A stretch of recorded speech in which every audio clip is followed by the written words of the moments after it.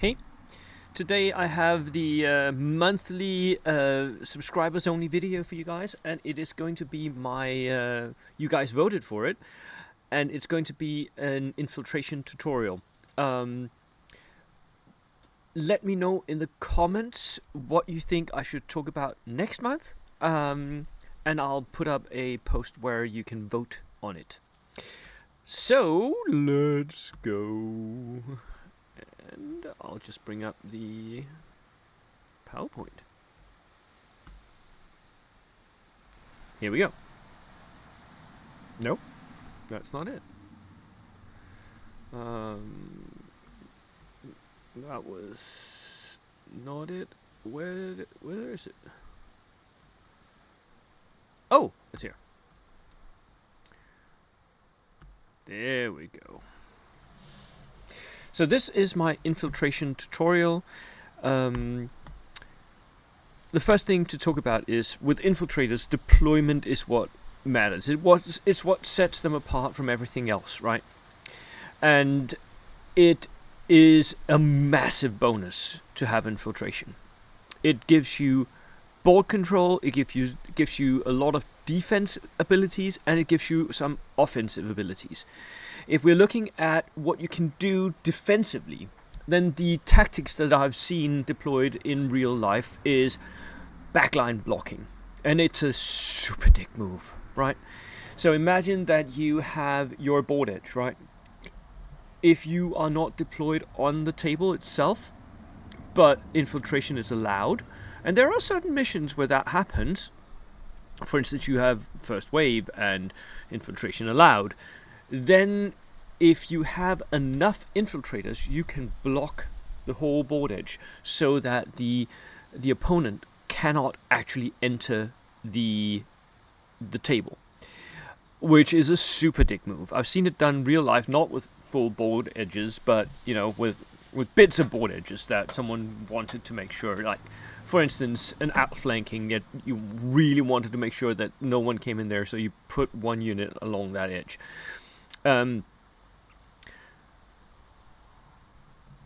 It is why I recommend you use the Commander's Compendium for missions, because that combination of you not being on the table and having to move into the table with infiltration, with some people building, all infiltrator armies, can be game breaking. If you're not blocking the full back line, you can use it as a block for outflankers, which is very nice, and I've done that quite a lot. That is not a dick move. If you just block a little bit of a flank to make sure that no one is coming in along that flank, for me that's perfectly fine. The enemy can still do their outflanks, just in another place. You can also do roadblocks. So if you have a board where you're pretty certain that the enemy will drive down this, it doesn't even have to be a road, it could just be a lane. You place your infiltrators on that lane, preferably in cover. But remember that in, for instance, a Soviet scout unit or a Spar troop unit for the Germans, it's more than one guy, right? So you're placing down 4 to 5 to 7 models, and they can sort of string along so that most of the unit is in hard cover or soft cover. Both are fine. But the rest of the unit are just blocking what you need blocked. That is a good board control tactics, so that you make sure that the enemy will have to tank rush you, or will have to deal with that roadblock before they can actually move that way. And you can sort of often see where the enemy wants to go. It's not always that you have a very narrow corridor that they want to drive down, but you can quite often see where they're pointing their stuff, right? And that's where you can, because the infiltration is set up after normal deployment, you can quite often block that piece, that lane of advance, right? The most common way I see infiltrators used is in objective control. In objective missions, you can have your infiltrators on the objectives before turn 1, and you can dominate that objective and be very, very hard to shift. And that is a good tactics, although I will say you have to back it up. So depending on whether or not you're using the V3 sticky objectives or not, if you're not using V3 sticky objectives, this tactic sort of doesn't really benefit you, because the enemy has, 6 turns to remove you from the objective and take it from you. And that is absolutely doable, even with veterans, infiltrators, 5-man units. They will go down eventually. But with sticky objectives, that becomes a much more lucrative proposition to have your infiltrators go on ambush, and then at the same time, you're sitting on the objective, you go on ambush, and because you then finish your activation on the objective, that objective is now yours. Now the enemy is going to have to drive into your ambush and unload something that you can shoot at, or you can go down, and it's going to be very difficult to remove you. You can remove it, but it's going to be very difficult to do that before your own reserves actually arrive on the objective and counter the enemy's push. There's also a lot to be said for counter deploying. Everything here basically is counter deploying, right? You're using your models after the opponent has shown their hand to counter whatever they are doing. But remember that you can counter deploy way in your own back line. You don't have to be in the mid-board, right? Now I see a lot of people, especially with Soviet scouts and Spartruppen and such, deploy them in the mid-board, which makes sense. But if you have snipers, forward artillery observers, air observers, these guys can absolutely deploy on your own back line. They don't have to be in the mid-board. Yes, you will want some kind of line of sight for snipers and observers, but how much do you really need, right? If you want a spotter to be able to see, quite often you have boards where there is line of sight from your deployment zone to somewhere on the enemy's deployment zone, right? So think very hard about whether or not you want them to actually deploy in the center of the board, or whether or not they could just as easily deploy in your own back line. Be way safer. And because they're counter-deployed, they're not only far from the enemy, they're also in a place where the enemy can't really get to them, because you place them cleverly so that there is nothing looking at them, right? So that is board control. Sometimes you will see people use their infiltrators offensively. So again, this is a counter-deployment tactics. Everything about infiltrators is counter-deployment. But what they will do is they'll see where you put down your army, and then they will decide whether or not to put early pressure on bits of you, to do concentration of force, or to assassinate bits of your army. Now, what do I mean by these things? Early pressure is when you push your infiltrators up so that turn 1 the enemy has to deal with them, or you will start, racking up pins, racking up kills. So you deploy as far up as you can, preferably with a bunch of SMG armed dudes that go up and shoot the enemy on point blank range, right? Because you have to deploy 12 plus inches from the enemy, right?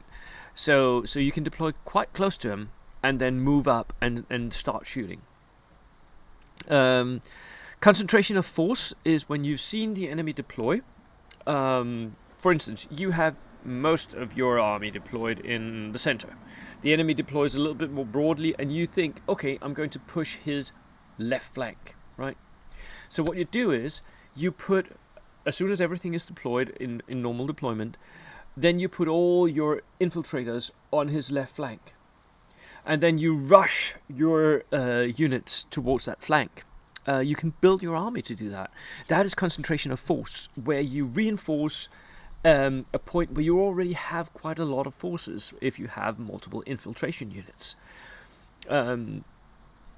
Assassination is when you take one infiltration unit and you decide, I need to kill that one enemy piece, the company commander in a jeep or whatever, the artillery observer, and then as soon as you keep them back to the very last, right? So it goes down as the last infiltration unit. once you've seen where that enemy unit that you want to kill is, you set it up so that you can see that unit, or you can move and see and shoot that unit. And then you hope for the first dice, because you want to kill that unit. That is assassination. That is where you go, and you're perfectly happy to trade 1-to-1 and lose your own infiltration unit, as long as you kill that one enemy crucial unit, right? What are the strengths of infiltration? Well, as I've said, the counter deployment, both are used offensively and defensively. It's also typically infiltrators are units that are very, very well suited to going last in the turn. Because that means as long as you haven't shot or moved, then you get that plus to your cover save, which will keep you alive from most things shooting at you. If you're in hard cover, that'll be a 3+ cover save. If you're in soft cover, 4+. If you go down, then even in soft cover you get a 2+ cover save, right? So it is very, very good at keeping your guys alive. Also, it is a huge bonus that you can deploy anywhere on the table, including enemy deployment zones, if you're not too close to enemy units, right? That is a huge bonus. Now, be wary of over-exploiting this, because that means that your units will most likely die or, be influenced early on. But it is a huge bonus. It does mean that you can do some very nasty counter-deploying, concentration of force, assassinations, or early pressure, right? That's what really can do. Now, what are the weaknesses of infiltrators? Well, quite often they stand alone, right? Especially they're out of morale bubbles of the officers, because typically you'll deploy them in the center of the board where your 6-12 inches can't really reach them. So they are typically out of morale, which means that they are pin vulnerable. Something very rare in this game, right? They are pin vulnerable. They are vulnerable to get pinned, 1 or 2 pins, and they may not be effective. You may not get them to, make their order tests and move. So that is a problem, and I've seen some people deal with that by having a company commander in a jeep that they just rush up to their scouts then. Which you can do, but that again means that you have to do concentration of force, right? They're also vulnerable to push units, like good push units, so close combat units that can get up there and reach them, or units with SMGs that can get up there, reach them, mechanized, and engineers with flamethrowers. That is a severe vulnerability, so be wary of where the enemy places units that can push up and destroy your infiltrators, right? You want to go after the soft bits, his small teams, his artillery, his mortars. You don't want to be sat right in front of an engineer platoon in white scout cars that, are just waiting to use their flamethrowers on you. Especially because flamethrowers, they ignore all your cover save bonuses, which sucks. They're also quite often quite under-equipped, so you can't really take any meaningful anti-tank weapons, which means that, you might be a veteran, you might be, get a good cover save, but that tank can absolutely just ignore you and just push through you because you can't really threaten it. So that is also a weakness until we get potentially at some points we get in V2 the Soviets, for instance, had forward deploying anti-tank rifles, infiltrating anti-tank rifles. That is so strong, right? But until we get something like that, or units that have access to Fausts, it'll continue being a weakness of good infiltration units. So, my advice to you guys is, and this is going to be contradictory, first advice, don't overinvest. If you want to have a couple of infiltrators in your army, that's all you should take, right? don't go investing in 4 units. Unless you want to go all in. In that case, which is a very particular army build, and I wouldn't recommend it for beginners. But you can do where you invest all your points in infantry that can infiltrate, especially with Soviets, right? With Soviets, you can do that. Scouts all the way, baby. And we have seen people do that. They haven't actually won tournaments with the all infiltration armies yet. But it can be done, and it is an interesting idea because you can really push the concentration of force, right? Because everything deploys after the opponent. You can also really, in certain missions, deploy advantageously to yourself. So in breakthrough missions, for instance, you can really deploy a lot of your army where they can easily do the mission and just walk out the board, or go to that one point where they need to be. I would also advise you to use your infiltrators late in the turn if they are defensive. Most units should be defensive. If you have to go early or mid-turn because other things you don't want that to go, then go on ambush. Because from ambush you can go down. It creates an additional layer of problems for your opponent to solve. It means he uses more units, uses more focus, uses more order dice on dealing with that ambush. So for defenders and defensive play, go on ambush or go late in the turn.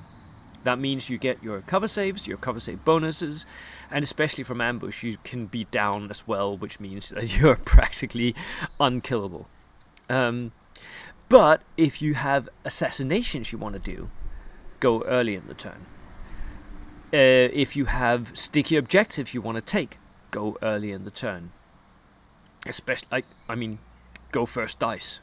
If you want to take objectives, I would again recommend you going down on the objective, or go on ambush on the objective, because that means that you've done an action and you are now very, very hard to shift, and you take the objective. For assassinations, you ideally want the first dice because you want to move up very early and deploy that those shots to kill your target. I think quite often that means that SMGs is the right gear for most infiltrating units. SMGs, because you will be deploying in the center of the table. Now, for some artillery observers, rifles might actually be a better choice because you're deploying way in your own back line, or I am at least most of the time. So you're going to have to think about what you want them to do and whether or not SMGs is the right gear. I think most of the time SMGs is the right gear, but I have seen people go with rifles, even for Spartroopers that they then deployed on objectives in the center of the table. Also think about reinforcement. How are you going to push additional assets up to where you now have board control? How are you going to reinforce those scouts, those infiltrators, those Spartroopers? How are you going to push something up there? Because they will need it. Otherwise, if you hand them to your enemy, yes, they are roadblock, but eventually roadblocks are overcome. So think about reinforcements, and there I would think about mechanized, I would think about tanks, I would think about armored cars, something that you can push up towards your scouts, your infiltrators. I know that some people want to push up a company commander so that they are now in the morale bubble, and that really depends on your experience, whether or not you think that morale is the main problem, or whether or not your scouts are just getting shot to bits and assaulted by dedicated assaulters instead. So it depends on what your problem is, how you want to reinforce. Finally, if you're new to infiltrators, or if you don't do it a lot, I would suggest just try one. Put them in area terrain, preferably on an objective, and then go on ambush. Just see how difficult it is for the opponent to shift you. They're going to spend an inordinate amount of time and effort in order to try and kill that one unit that is so unkillable. So, my thanks goes out to Michael C., who taught me everything I know about all infiltration armies, and who has been working for years now on perfecting his infiltration skills. He is the guy to listen to. He has been featured on this channel multiple times. He is the one that has taught me everything I know here. So thanks so much to him, and thank you all for listening. Please write in the comments what you want me to talk about next month, and I will put up that... what's that called? I'll put up so you can vote on which topic. Right, there we go.